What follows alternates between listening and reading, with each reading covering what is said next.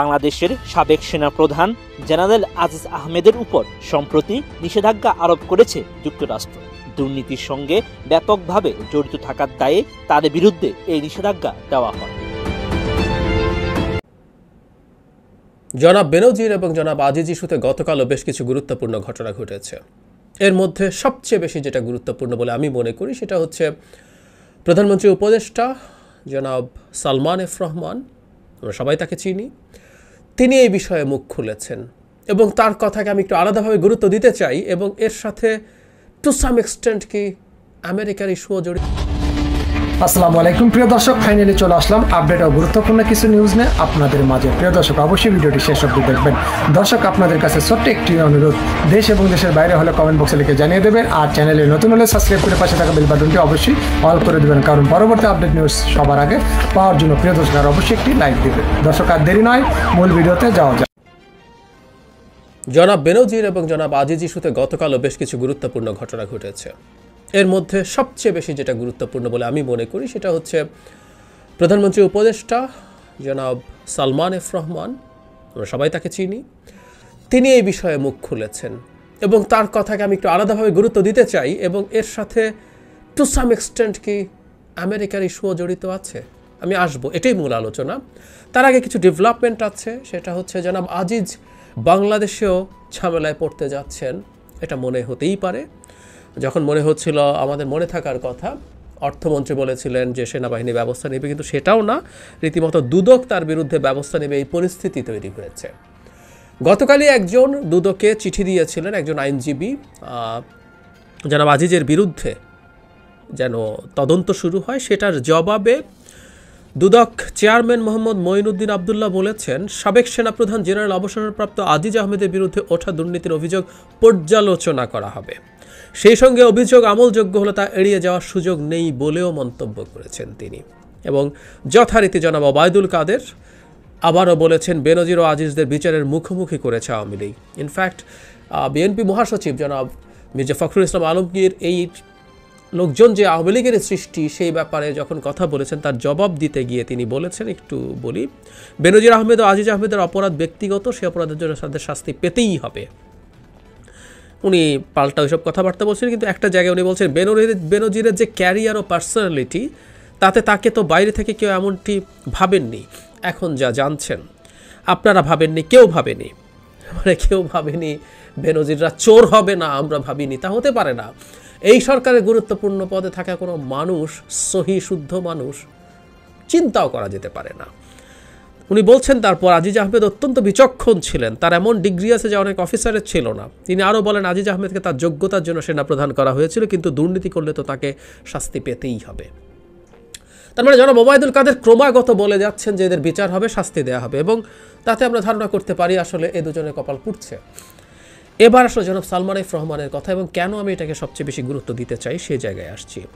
Salman F Rahman বলেন যে এই দুজন আছেন যারা, তাদের বিচারের ব্যাপারে সরকার কোনো রকম প্রোটেকশন কাউকে দেবে না, আইন নিজের গতিতে চলবে। উনি বলছেন, আমাদের আওয়ামী লীগের সাধারণ সম্পাদক স্পষ্টভাবে বলেছেন যে কেউ যদি আইন ভঙ্গ করে তাহলে আইন অনুযায়ী ব্যবস্থা নেওয়া হবে।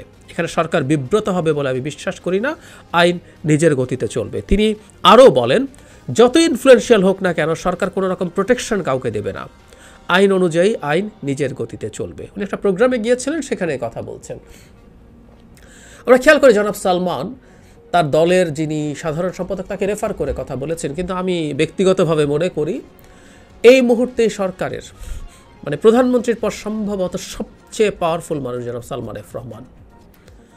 মানে আওয়ামী লীগ 9 সালে ক্ষমতায় আসার পর থেকে আসলে সাংগঠনিকভাবে যাদেরকে পদে দেখি, দলের সভাপতি ছাড়া, তাদের চাইতে আরও অনেক বেশি ইনফ্লুয়েন্সিয়াল মানুষ আসলে উপদেষ্টারা। প্রধানমন্ত্রীর যে উপদেষ্টারা তার চারপাশে ছিলেন, আমরা জানতাম যে মূলত প্রশাসন এবং দেশ তারাই চালান।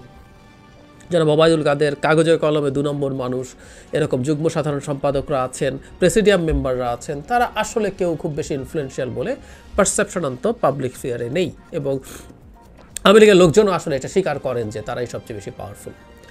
আর এই দফায় আগের অনেকেই আর অত অ্যাক্টিভ না। জনাব এইচ.টি. ইমাম তো মারাই গেলেন, জনাব গহর রিজভী অতটা অ্যাক্টিভ না, ওনার সামরিক সচিব সম্ভবত একটু অ্যাক্টিভ আছেন, আর জ্বালানি সচিব মোটামুটি সেই তুলনায় আসলে জনাব সালমান এফ রহমানকে আমরা অনেক বেশি অ্যাক্টিভ দেখছি। তার চাইতে জরুরি কথা, এটার একটা ইন্ডিকেশন আছে যে কেন জনাব সালমান এফ রহমানকে আমরা এটা মনে করব।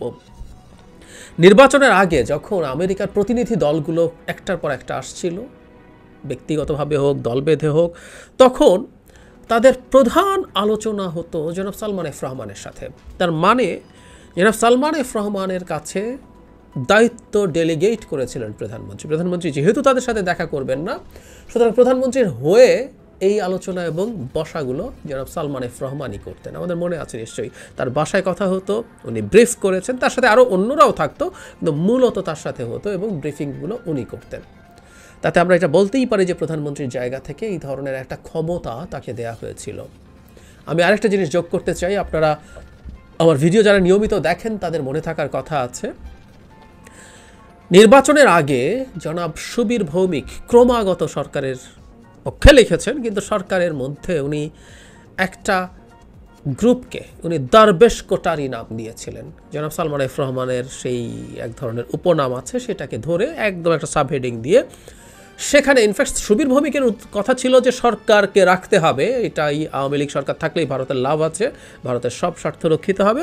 কিন্তু এর মধ্যে প্রচুর চীনপন্থী লোক ঢুকে পড়ছে। এর মধ্যে জনাব সালমান এফ রহমানকে উনি স্পেসিফিকলি পয়েন্ট আউট করতেন, আমাদের মনে আছে নিশ্চয়ই।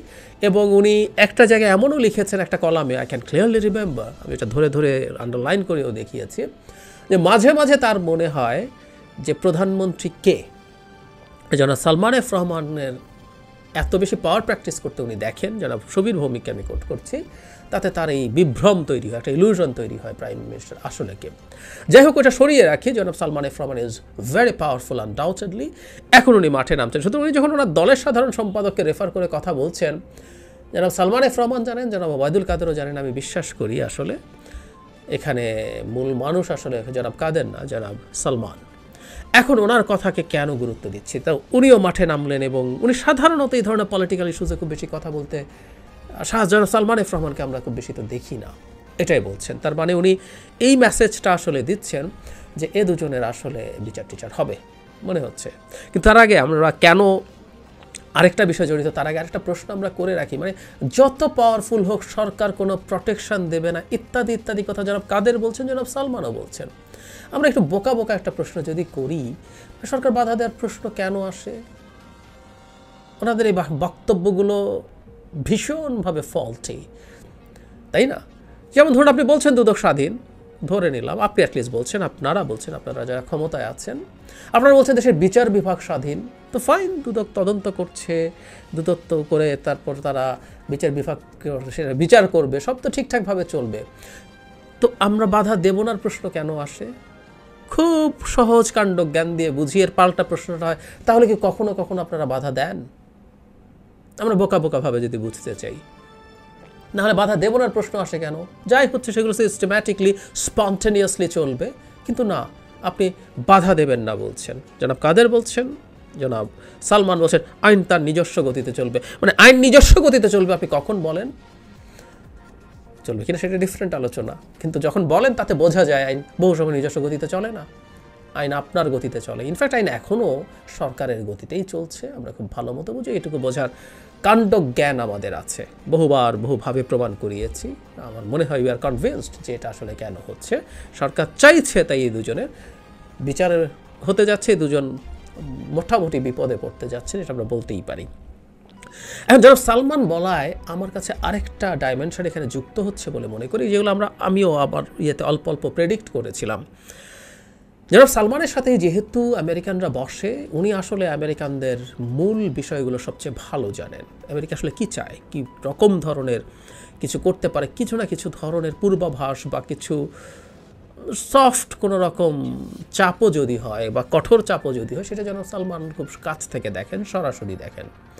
রিসেন্টলি ডোনাল্ড লু যে আসলেন, আমেরিকার অ্যাসিস্ট্যান্ট সেক্রেটারি অফ স্টেট, তিনিও জনাব সালমানের সাথে মূল মিটিং করেছেন তার বাসায়, বরাবরের মতো অন্যরাও ছিল, আরও কয়েকজন মন্ত্রী ব্রিফিং করেছিলেন জনাব সালমান। মোটা দাগে বলেছেন যে তারা তাদের টাকা পয়সা কোম্পানিগুলো পায় না, এগুলো নিয়ে কথা বলেছে, সম্পর্কে সব ঠিক হয়ে গেছে, কোনো অসুবিধা নেই ইত্যাদি ইত্যাদি। কিন্তু জনাব লু যখন সাংবাদিকদের সাথে কয়েক মিনিট কথা বলেছিলেন, which I told in one of my videos, তার ওইটা নিয়ে যখন ভিডিও করেছি বা আমি এদেরকে নিয়ে কথা বলছিলাম, তখন ওখানে খুব ক্লিয়ারলি উনি বলেছিলেন যে দুর্নীতি দমন। এর আগে একটু আসি উনি বলেছেন আমাদের অনেক হার্ড ইস্যুজ আছে, নির্বাচন নিয়ে তাদের মধ্যে সম্পর্ক খারাপ হয়েছে, অনেক হার্ড ইস্যুজ আছে, সেগুলো ঠিক করার জন্য আরও অন্যান্য ইস্যু নিয়ে কাজ করতে হবে। একটা জায়গায় এসে উনি বলছেন ওনারা একমত হয়েছেন যে দুর্নীতি দমন নিয়ে তারা কাজ করতে মতৈক্য প্রকাশ করেছেন। এটা বলেছেন জনাব লু, ক্লিয়ারলি বলেছেন। আমাদের পত্রপত্রিকাগুলো পেছনে তাকাবো না, সামনে এগিয়ে যেতে চাই, মানে সরকার লোকজন যেটা চায় বললো সেটাকেই হেডলাইন করেছে, উনি এটা বলেছেন, কোনো সন্দেহ নাই। কিন্তু এর মধ্যে অনেক ইফস অ্যান্ড বাটস ছিল, এগুলোকে গুরুত্ব দেয়নি এবং দুর্নীতির ব্যাপারটাকে দেয়নি। তাহলে আমরা কি এটা বলতে পারি যে এই দুর্নীতি ইস্যুটাকে আমেরিকা এবার সামনে আনতে যাচ্ছে? আমি আমার প্রথম ভিডিও যেটা জনাব আজিজকে নিয়ে করেছিলাম সেখানে বলেছি যে বাংলাদেশে প্রথমবারের মতো দুর্নীতি নিয়ে একজনকে স্যাংশন দেয়া হলো। শুধু স্যাংশন না, ওই দুর্নীতির যে ধারায় তাকে দেয়া হলো তার সাবহেডিং হচ্ছে ক্লিপ্টোক্রাসি অ্যান্ড হিউম্যান রাইট। ক্লিপ্টোক্রাসি মানে খালি একজন ব্যক্তি চোর তা না, ক্লিপ্টোক্রাসি মানে হচ্ছে চোরদের শাসন, পুরো সিস্টেমটা যখন চোরদার দ্বারা কন্ট্রোল হয় সেটাকে ক্লিপ্টোক্রাসি বলে। তার অধীনে জনাব আজিজকে শাস্তি দেওয়া হয়েছে। তার মানে আমেরিকার দুর্নীতি নিয়ে ব্যবস্থা বাংলাদেশে নেওয়ার সম্ভাবনা কি আছে আরও? এবং আমি এটাও প্রেডিক্ট করেছিলাম দুর্নীতির কিন্তু আমব্রেলা অনেক বড়। অ্যাপারেন্টলি অনেকে হিউম্যান রাইট ভায়োলেট করেন না। সরকার একজন ব্যবসায়ী অলিগার্ক, উনি তো সরাসরি ঠিক ওই অর্থে মানে মানুষের মানবাধিকার লঙ্ঘন করছেন না। একজন মারাত্মক করাপ্ট আমলা সরাসরি বেশিরভাগ ক্ষেত্রে করছেন না। হয়তো জেলার দায়িত্বে থাকা একজন ডিসির সে সুযোগ আছে, কিন্তু সচিবালয়ে কাজ করছেন, উনি সরাসরি অত বেশি করছেন না, উনি অন্যভাবে প্রজেক্ট থেকে বিভিন্ন জায়গা থেকে টাকা পয়সা বানাচ্ছেন। মোটা দাগে মানে হিউম্যান রাইটস ভায়োলেট করে আসলে অস্ত্রধারী যে বাহিনী আছে বা অনেক ক্ষেত্রে জুডিশিয়ারি আছে। কিন্তু দুর্নীতি যদি বলেন এর মধ্যে এভরিবডি ক্যান বি ইনক্লুডেড। হঠাৎ করে একজন ব্যবসায়ীর শাস্তি হয়ে গেল, হঠাৎ করে একজন রাজনীতিবিদের শাস্তি হয়ে গেল, হঠাৎ করে একজন সচিবের শাস্তি হয়ে গেল। এই ধরনের কোনো প্রবাবিলিটি কি আছে? জনাব লু কি এই ধরনের কোনো ইঙ্গিত দিয়ে গেছেন? এখন সরকার যেটা করছে কিছু কিছু পদক্ষেপ নিজেরা নিয়ে, দুটো, জনাব বেনজির তো পাওয়ার ক্ল্যাশে জড়িয়েছেন, তাকেও এই শাস্তি দিয়ে এটাও তাকে দেখালাম। অ্যাট দ্য সেম টাইম জনাব আজিজ সম্পর্কে যেহেতু বলা হচ্ছে আমরা নিজেরাই তাকে ইয়েটিয়ে করে তার বিচার করছি, দেখিয়ে দিলাম, সো দ্যাট আমরা দেখাচ্ছি যে আমরা আন্তরিকভাবে এটা করছি। কারণ আমি বহু ভিডিওতে বলেছি জনাব আজিজের স্যাংশনের পর এই প্রথমবারের মতো, আগের বারের সাথে যদি আমরা তুলনা করি, সরকার একদম চুপ। আমেরিকাকে তাচ্ছিল্য, আমেরিকাকে পাল্টা আক্রমণ হয়েছিল না যখন র্যাবের স্যাংশনে তোমার দেশের হিউম্যান রাইটস কী হয়েছে, প্রচুর টকশো করেছি, তখন আওয়ামী লীগের লোকজনের সাথে আমেরিকার হিউম্যান রাইটসের রেকর্ড তারা ঘাটাঘাটি করছেন, এসব নিয়ে তুচ্ছ তাচ্ছিল্য, পাল্টা মন্তব্য, তাচ্ছিল্য করছেন, এত তাচ্ছিল্য যে বিএনপি লবিস্ট নিয়োগ করে এটা ঘটিয়ে দিয়েছে। আচ্ছা আমরাও লবিস্ট দিচ্ছি, আমরা পারবো ম্যানেজ করতে, অথবা আমরা পাল্টা কেস করছে, সব ঠিক হয়ে যাবে। এইসব তাচ্ছিল্য, প্রতি আক্রমণ, সেগুলো কিছুই এবার নেই। উল্টো আপনি বলছেন তার বিচার করবেন, দুদক অনুসন্ধান শুরু করবে, যেন সালমান এফ রহমানের মাঠে নেবে। সাধারণত যে ধরনের বিষয় ইস্যুতে কথা বলেন না, সেটাই বলা মনে হয় যে সামনে আসলে আমেরিকা এই ধরনের আরও কিছু পদক্ষেপ নেওয়ার সম্ভাবনা আছে। অ্যাটলিস্ট বলে গেছে যে এগুলো তারা অবজার্ভ করছে। সুতরাং সরকার সম্ভবত আমেরিকাকে কিছুটা হলেও একটু নিউট্রাল রাখার চেষ্টায় এই কাজগুলো করতে পারে, সম্ভাবনা আছে।